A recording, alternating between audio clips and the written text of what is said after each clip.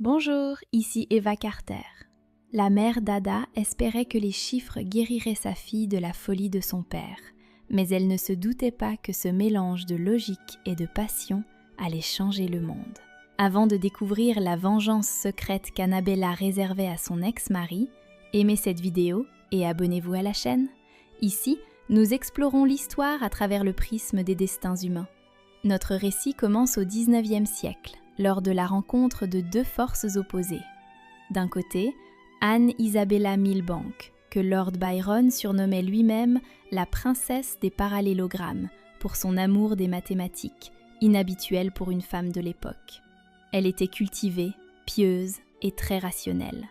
De l'autre, George Gordon Byron, véritable idole des femmes victoriennes, dont la célébrité égalait celle des rockstars d'aujourd'hui. On le disait excentrique, dépravé et dangereux, mais c'est ce mélange de charisme et de talent qui attira la vertueuse Annabella. Elle décida de sauver l'âme égarée du poète, plongé dans ses vices, pour le ramener sur le droit chemin. Leur union, que l'on qualifierait aujourd'hui de relation typique entre une élève modèle et un leader de groupe de rock, ne dura qu'1 an, se transformant en une succession de scandales. Byron enchaînait les conflits, frôlait la ruine financière et souffrait de crises de colère incontrôlables qui terrifiaient son épouse. La situation était aggravée par des rumeurs sur sa relation trop intime avec sa demi-sœur, Augusta Lee, à qui il confiait ses secrets les plus sombres et avec qui, selon de nombreux biographes, il entretenait un lien interdit. Annabella, enceinte, voyait son mari perdre peu à peu le contrôle. En décembre 1815, une petite fille naquit. Le poète espérait un héritier mâle, mais il eut une fille, nommée Augusta en l'honneur de sa sœur, bien qu'on l'appelât presque aussitôt Ada.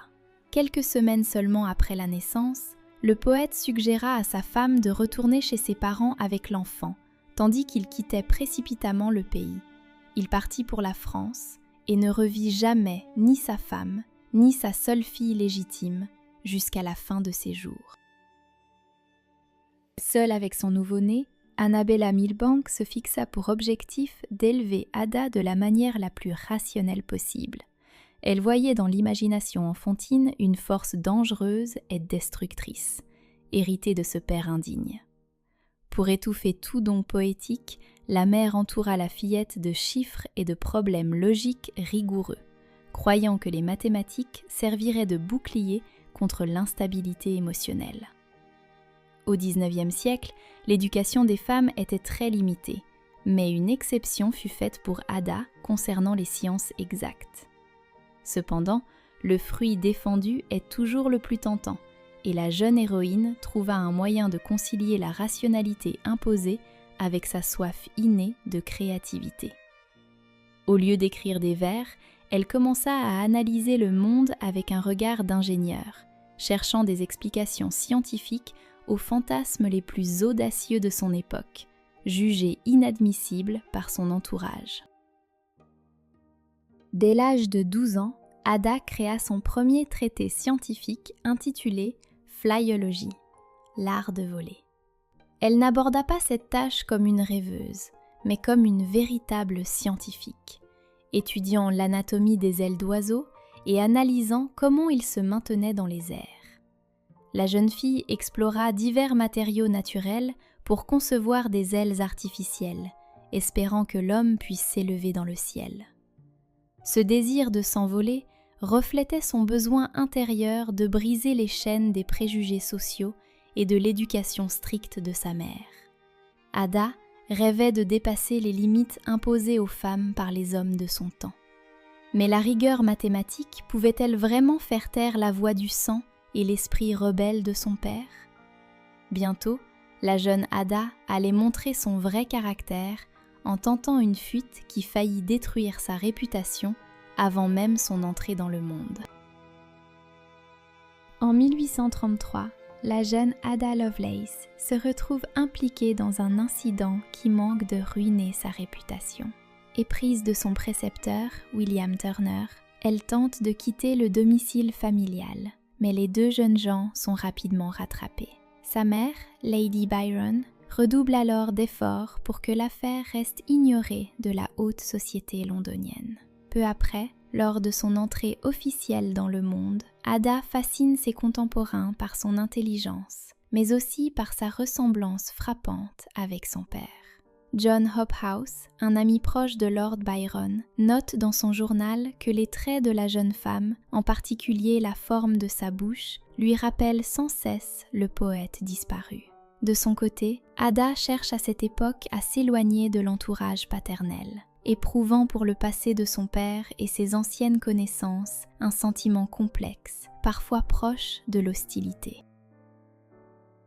2 ans après ses débuts dans la société, Ada épousa William King, 8e baron King, un homme riche et respectable qui convenait parfaitement à sa mère exigeante. En 4 ans, le couple eut 3 enfants, George, Ralph Gordon et Anne Isabella. 3 ans après le mariage, William reçut le titre de comte de Lovelace, une distinction possible uniquement grâce aux relations d'Ada. Elle devint ainsi officiellement la comtesse de Lovelace, un nom qui deviendrait un symbole mondial de l'ère technologique. Malgré une santé fragile et de longs mois de repos forcés après ses grossesses, la comtesse retourna avec acharnement à ses études mathématiques, y voyant sa véritable vocation. Bien qu'elle eût pu se contenter d'une vie de salon, le destin l'a mis sur le chemin de celui qu'on appelle aujourd'hui le père des premiers ordinateurs, et cette rencontre transforma sa vie en un véritable thriller intellectuel. Le début du XIXe siècle en Grande-Bretagne fut marqué par la révolution industrielle. À cette époque de grandes découvertes, les mathématiques devinrent le fondement de tout progrès. Cependant, les savants faisaient face à un problème majeur. Les calculs manuels des tables logarithmiques contenaient d'innombrables erreurs, inacceptables pour la navigation. C'est alors qu'apparut Charles Babbage, un mathématicien d'exception qui s'était fixé un but ambitieux: créer un mécanisme capable d'effectuer des calculs complexes sans intervention humaine. Pour Ada Lovelace, passionnée par les sciences, Babbage devint une idole dont l'intelligence et les idées capturèrent totalement son imagination. La création de la machine analytique, prototype de l'ordinateur moderne, exigeait du génie mais aussi des fonds colossaux. Babbage était un perfectionniste incurable. Il modifiait sans cesse ses plans, retardant la construction de cette machine imposante de plus de 2 mètres de haut. Le Parlement britannique, ayant investi des sommes énormes, finit par voir l'inventeur d'un mauvais œil. La situation s'aggravait à cause du caractère difficile de Babbage, souvent en conflit avec les officiels. En réalité, sa machine était bien en avance sur les capacités techniques de son siècle. Babbage avait créé la base, ce que nous appellerions aujourd'hui le hardware. Mais il lui manquait quelqu'un pour insuffler une âme à ce métal froid et écrire le premier programme au monde. C'est ici qu'Ada accomplit sa plus grande percée, la programmation. En 1842, Ada eut l'occasion de révéler son génie. Le mathématicien italien Luigi Menabrea avait rédigé un rapport sur la machine de Babbage et Ada proposa de traduire ce travail du français vers l'anglais. Mais elle ne se contenta pas d'une simple traduction. Pendant 9 mois, elle rédigea de vastes notes et commentaires qui triplèrent le volume du texte original. Dans ces notes, elle décrivit non seulement le fonctionnement du mécanisme, mais proposa une approche totalement nouvelle. Elle comprit que la machine pouvait manipuler non seulement des chiffres, mais n'importe quel objet pouvant être représenté par des symboles logiques, comme des notes de musique ou des images. C'était une vision révolutionnaire, en avance de plusieurs siècles sur son temps. Sa contribution la plus célèbre fut son algorithme pour calculer une suite de nombres de Bernoulli, reconnu aujourd'hui comme le premier programme informatique au monde. Ada travailla minutieusement sur chaque diagramme, créant une structure logique exécutable par une machine. Elle fit aussi la première à réfléchir aux limites de ce que nous appelons aujourd'hui l'intelligence artificielle. elle précisait que la machine n'était pas capable de créer quelque chose de réellement nouveau, mais qu'elle exécutait fidèlement les ordres de l'homme. Elle décrivait sa méthode comme une science poétique, unissant la logique mathématique et l'imagination. Mais alors que son esprit s'envolait vers le futur numérique, la réalité du XIXe siècle la rattrapait sous forme de dettes et d'une santé déclinante. Le côté sombre de la nature de son père, qu'Annabella avait tant tenté d'étouffer, finit par ressurgir sous la forme d'une passion destructrice pour les jeux d'argent. Dans les années 1840, Ada commença à parier sur les courses de chevaux, espérant que son génie mathématique l'aiderait à créer un système de gains infaillible. Mais la logique fut impuissante face au hasard, et la comtesse se retrouva dans un gouffre financier, perdant une fortune colossale. Sa vie était alors sous la surveillance constante de gardiens engagés par sa mère pour contrôler sa moralité. Cette atmosphère de suspicion et de ruine ne fit qu'aggraver la tension intérieure d'une femme qui ne pouvait dompter l'impulsivité héritée des Byron. Au début des années 1850, d'atroces souffrances physiques s'ajoutèrent à ses problèmes financiers. Ada souffrait de douleurs que même la morphine ne calmait plus. Les médecins modernes pensent qu'elle était atteinte d'un mal interne incurable pour l'époque. Dans ses derniers jours, Ada posa un acte qui brisa définitivement sa famille. Sur son lit de mort, elle appela son mari et lui confia un terrible secret lors d'un long entretien privé. On raconte que cette confession concernait ses liaisons passées, ce qui était impardonnable à cette époque prude. Après cela, William King quitta sa chambre furieux et refusa tout contact avec elle, la laissant seule face à sa douleur. Ada s'éteignit au même âge que son père, 36 ans. Malgré les efforts de sa mère pour faire d'elle une incarnation de la rationalité, elle fit un dernier choix qui choqua son entourage. Elle demanda à être enterrée aux côtés de cet homme qu'elle n'avait jamais connu personnellement, mais dont l'imagination rebelle avait toujours habité son âme. Lord George Gordon Byron.